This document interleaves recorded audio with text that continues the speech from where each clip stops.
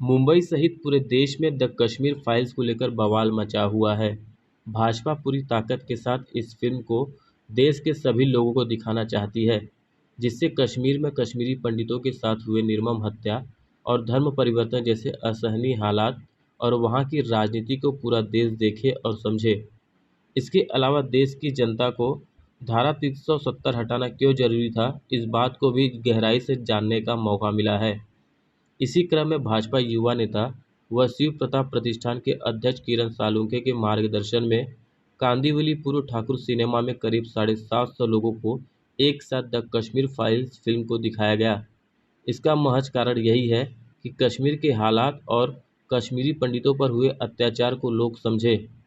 प्रधानमंत्री नरेंद्र मोदी के संकल्प में कश्मीर में धारा 370 हटाने के बाद वहां की स्थिति को जन जन तक पहुंचाने के लिए मुंबई भाजपा युवा नेता किरण सालुंखे के नेतृत्व में 100 से ज़्यादा लोगों को कश्मीर में बने लाल चौक पर तिरंगा फहराया जाएगा और देश को एक संदेश देंगे कि अब कश्मीर के हालात कैसे हैं जब धारा 370 हटा ली गई है।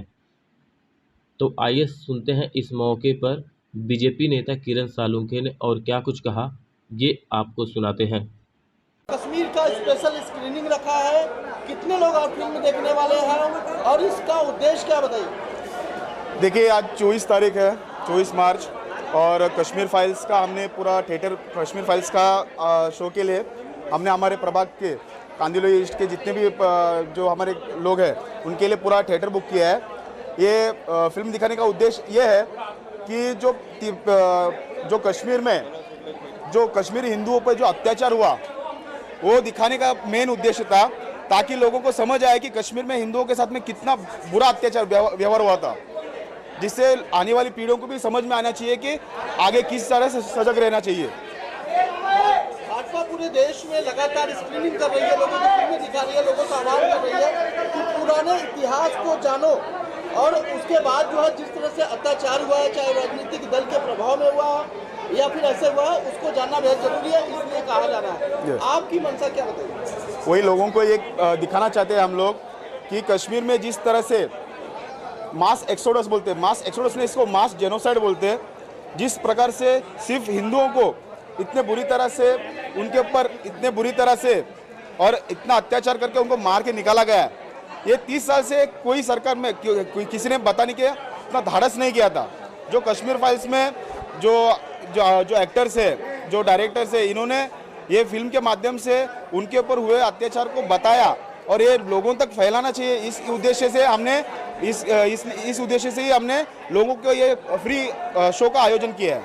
कितने लोग को फिल्म आप दिखा रहे हैं? अभी इस थिएटर में हमने पूरा शो बुक किया है, कुल 700 लोगों की संख्या है, और इसी के साथ हमने और एक थिएटर बुक किया है बाजू में ही, क्योंकि इतने लोगों की भीड़ लग गई पिक्चर देखने के लिए कि पब्लिक को देखना है कि सही में क्या हुआ था कश्मीर में। सर जी, एक बात है कि विपक्ष लगातार ये कह रहा है कि जिस तरह से फिल्म में कमाई हो रही है, काश्मीरमध्ये जे 1990 साली एवढं भयानक जेनोसाइड जे काही आतंकवाद्यांनी केलं होतं, जे धर्मांध आतंकवाद्यांनी फक्त त्यांनी काश्मीरी हिंदूंवर अत्याचार करून त्यांना मारून तिथून पळून लावलं आणि त्यांचा एवढा क्रूरतेने त्यांच्यावर अत्याचार केला, ते दाखवण्यासाठी ह्या पिक्चरमध्ये ते तथ्य मांडलेलं आहे।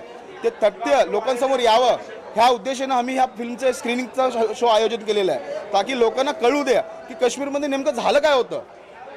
पण भाजपा ह्या चित्रपटाद्वारे आपला अजेंडा लोकांपर्यंत पोहोचवते असा देखील विरोधकांकडून नाही नाही नाही, म्हणजे तुम्ही पिक्चर दाखवता म्हणजे काय एजेंडा पसरतो असं झालं का तुमचा विषय?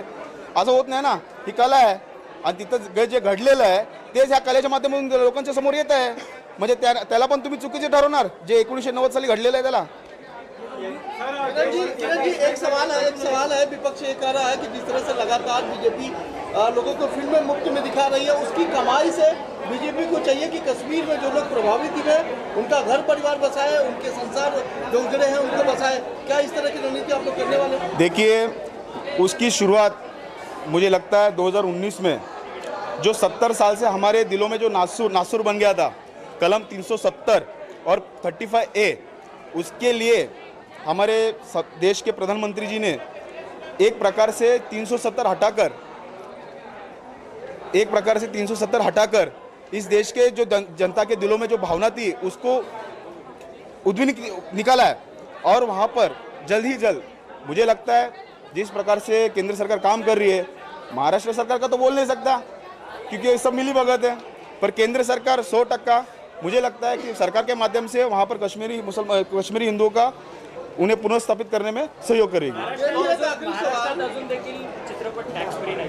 काय करणार, त्यांना पेंग्विन दाखवायचं आहे, हा पेंग्विनचे शो ते लोक टॅक्स पे करू शकतात, पर लोकांवर झालेला अत्याचार ते दाखवायला त्यांना धजवत नाही, कारण की हे सोनिया सेना आहे ना, शिवसेना असेल तर गोष्ट वेगळी, बाळासाहेबांची सेना नाही। किरण जी, एक आखिरी सवाल की जानकारी है अभी कि कुछ युवा दल जो है कश्मीर में लाल चौक पर जाकर तिरंगा फहराने वाले इस तरह की भी बातें 100% हम अगले महीने में हमारे जो शिवप्रताप प्रतिष्ठान के कार्यकर्ता और भाजपा के युवा मोर्चे के कार्यकर्ता मिलके हम लोग लाल चौक जाने वाले। हम देखना चाहते हैं कि 370 के बाद हमारे जो नेता ने काम किया है वो हम देखना चाहते हैं, और वहाँ पर लाल चौक पे जाके हम 100% तिरंगा फहराने का तिरंगा फहराएंगे उधर। पश्चिम बंगाल में जो जलाया गया घरों को, उससे क्या कहना है? देखिए सर, अभी आपको तो पता है कि उधर सरकार किसकी है। ममता बनर्जी बोलना चाहे तो अभी किसको बताएंगे कि वहाँ पर किसकी सरकार है।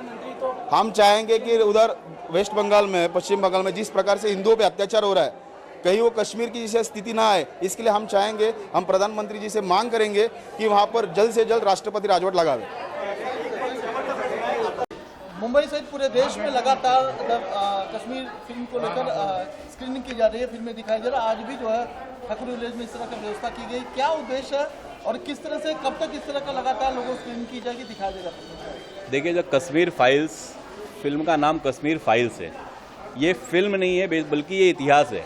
जिस इतिहास को वामपंथियों ने, कांग्रेसियों ने, इन्होंने हमसे छुपाए रखा, और भारत के हर नागरिक का यह अधिकार है कि उसको इतिहास पता होना चाहिए।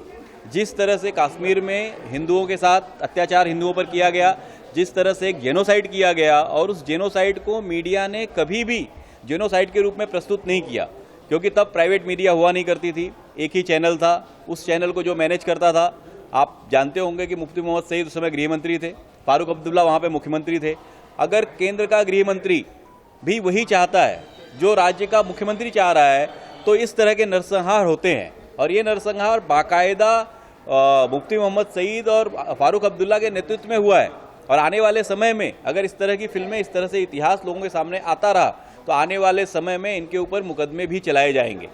मेरा सभी लोगों से एक अनुरोध है कि ये खुद भी इस फिल्म को देखें और सारे लोगों को इस फिल्म को दिखाएं, क्योंकि ये हमारे, जब हम 10वीं 11वीं में हुआ करते थे 89-90 में, हमारे सामने घटित हुई घटनाएं हैं जो हम तक नहीं पहुंची, और उसके कारण सारे देश ने इस पर रिएक्शन नहीं दिया। आने वाले समय में इसका रिएक्शन सारे देश को पता चलेगा, और इस फिल्म के कारण या इससे होने वाले रिएक्शंस के कारण देश के बहुत सारे ठिकानों पर, बहुत सारे जगहों पर जो इस तरह की चीज़ें और भी हो रही हैं, जैसे उत्तर प्रदेश में कैराना था, केरला के मंगलम डिस्ट्रिक्ट है, पश्चिम बंगाल की कुछ डिस्ट्रिक्ट है, अभी आपने वीरभूमि की घटना सुनी होगी। ऐसी घटनाएं जो हो रही हैं, ये घटनाएं रुकेंगी और सरकार को इससे सख्ती से निपटना पड़ेगा। सर, तो ऐसे में देश के अलग अलग जो राज्य में से ऐसे लोग कह रहे हैं कि ये जो फिल्म है ये भाईचारे में कहीं ना कहीं नफरत डालने का काम करेगी, उनके लिए आप क्या मैसेज देना चाहेंगे? मुझे एक समझ में नहीं आता कि जब ये इस तरह का नरसंहार हुआ, उस समय भाईचारा बड़ा मजबूत था। मतलब हम मार खाते रहें, बहुत अच्छा भाईचारा, हम मरते रहें, हमारी बहनें, हमारी वाइफ्स, इनकी इज्जत लुटती रहे, बहुत अच्छा भाईचारा, हम जवाब दें तो हम भाईचारा मिटा रहे हैं। तो सर, इस तरह का भाईचारा, माफ़ कीजिएगा, हमको नहीं चाहिए। तो संजय राउत तो ये भी कह रहे हैं कि फिल्म जो तथ्य दिखाएंगे वो बिल्कुल सही नहीं है, लेकिन जबरन जिस तरह से लोगों को मुफ्त में फिल्में दिखाई जा रही है, शायद इस वजह से लोग जा रहे हैं, लेकिन अपनी अपनी प्रतिक्रिया भी दे रहे हैं इस पर। देखिए, इस फिल्म का नाम कश्मीर फाइल्स है। फाइल्स मीन्स डॉक्यूमेंट, और सारे डॉक्यूमेंट्स स्टेटमेंट के साथ, 700 टेस्टिमोनीज के साथ ये फिल्म बनाई गई है। इस फिल्म के किसी भी डायलॉग को किसी भी कोर्ट में चुनौती नहीं दी गई। मैं आपको बताना चाहता हूं, मैं अभी जब हम लोग देवेंद्र जी के साथ हम फिल्म देख रहे थे, कृपा शंकर सिंह जी ने ऑर्गेनाइज किया था आइनॉक्स में, तो पल्लवी जोशी हमारे साथ थी, हम लोग उनसे डिस्कस कर रहे थे।